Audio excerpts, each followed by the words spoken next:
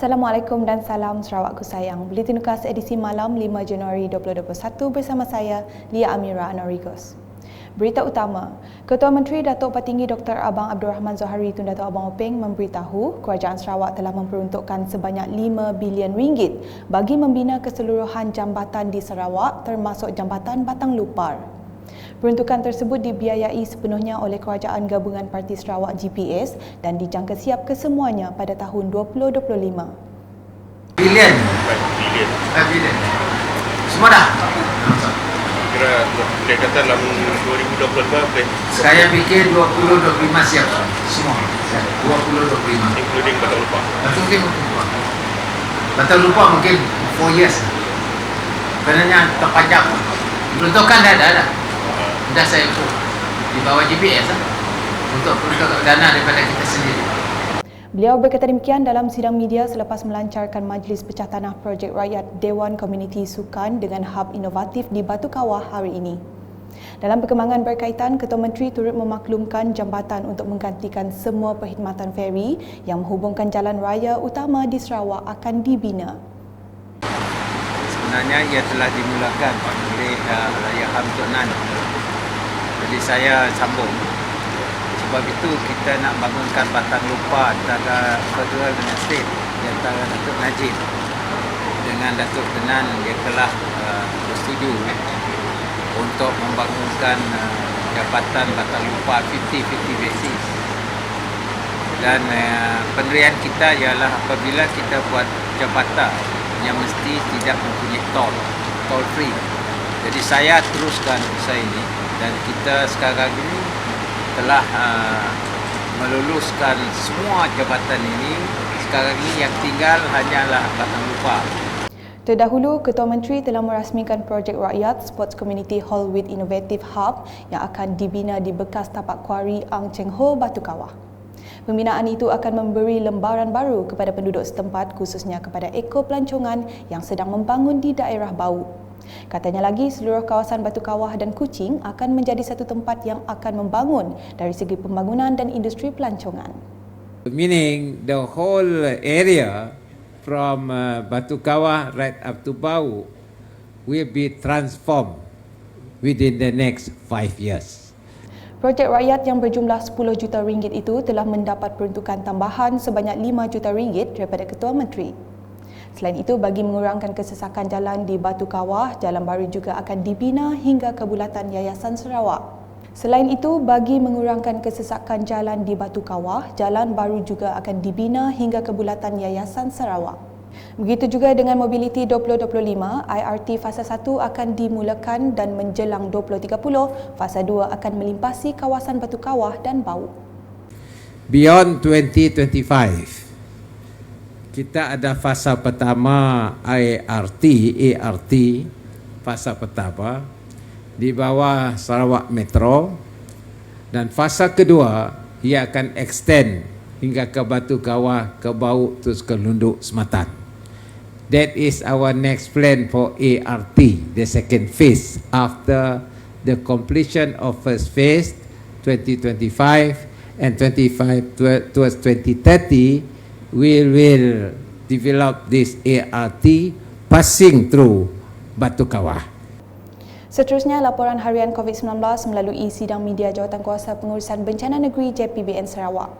Menurut Timbalan Ketua Menteri Datuk Amar Douglas Ugah Embas, terdapat 13 kes positif telah dikesan, masing-masing 5 kes di daerah Kuching dan Miri, 2 kes di Bintulu dan 1 kes di Pusak, menjadikan jumlah keseluruhan meningkat kepada 1,161 kes. Mengulas lanjut, 2 kes di daerah Kuching dikategorikan sebagai kes import B, 1 kes import A dan 2 kes jangkitan tempatan. Kes 1150 adalah seorang lelaki warga tempatan yang baru balik dari Johor Bahru. Kes 1151, seorang kanak-kanak lelaki warga tempatan kembali ke Sarawak. Kes 1152 merupakan seorang wanita warga negara Indonesia yang telah menjalani saringan COVID-19 sebelum diterima bekerja. Kes 1153 adalah seorang lelaki warga tempatan yang telah dikesan melalui aktiviti pengesanan kes dan berkemungkinan mempunyai kontak rapat kluster Tutung. Kes 1158, seorang perempuan warga tempatan yang telah menjalani saringan di sebuah hospital swasta mengalami sakit kepala dan sakit tekak. Sementara itu di Miri, 1 kes jangkitan tempatan dan 4 kes import B.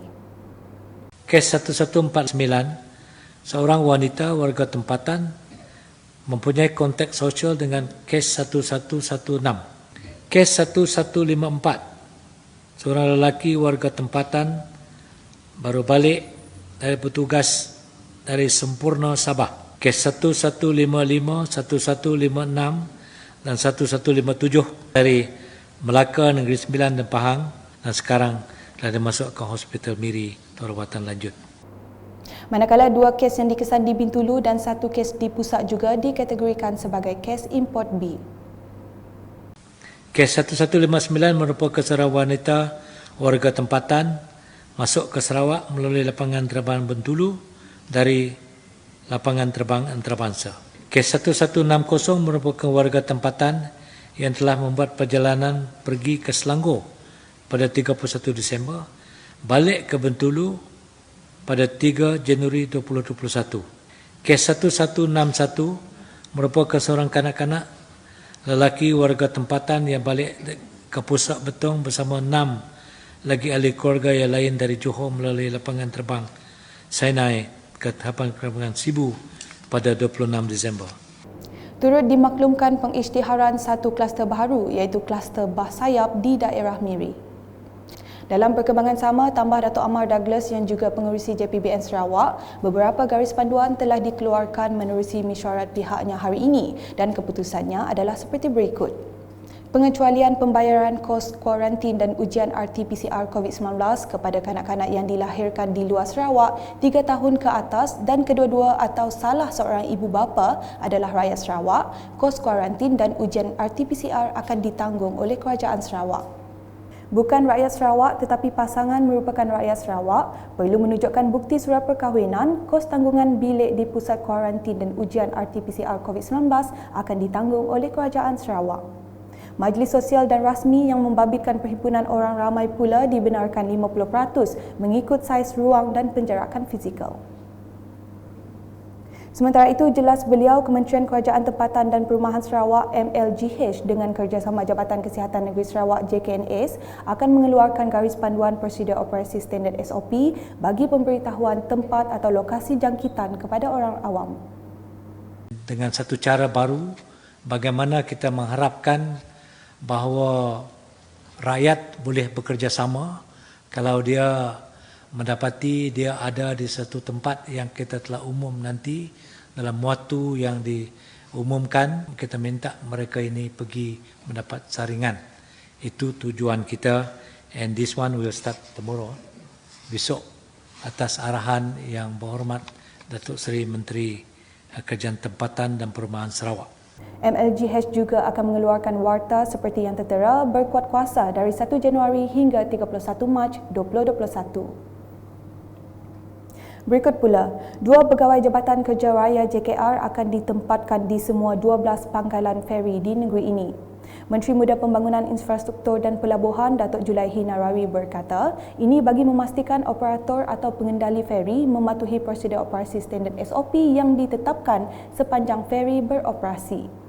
Susulan tragedi di pangkalan feri Triso yang berlaku pada 1 Januari 2021, Kementerian telah mengadakan mesyuarat bersama dengan pengarah JKR Datuk Insinyur Zuraimi Sabki serta wakil dari Lembaga Sungai Sarawak untuk mencari penyelesaian jangka panjang kepada kelemahan perkhidmatan feri di negeri ini dan berusaha menambah baik serta memperketatkan lagi penguatkuasaan SOP sedia ada.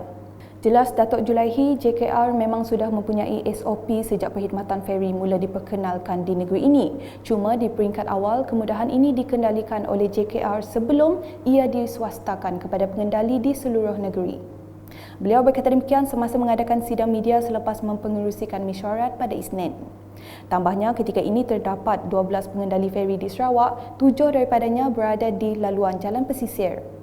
Antara langkah-langkah lain yang diadakan ialah meletakkan papan tanda tertera seperti anda sekarang berada di kawasan feri beroperasi, didirikan kira-kira 100 meter sebelum melalui pagar memasuki zon operasi feri.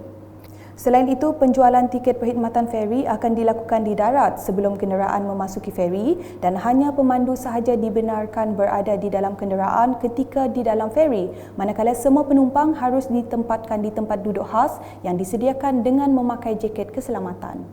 Selanjutnya, kampung tambak di daerah pusat yang terkenal dengan produk berasaskan nipah berpotensi dijadikan sebagai destinasi pelancongan.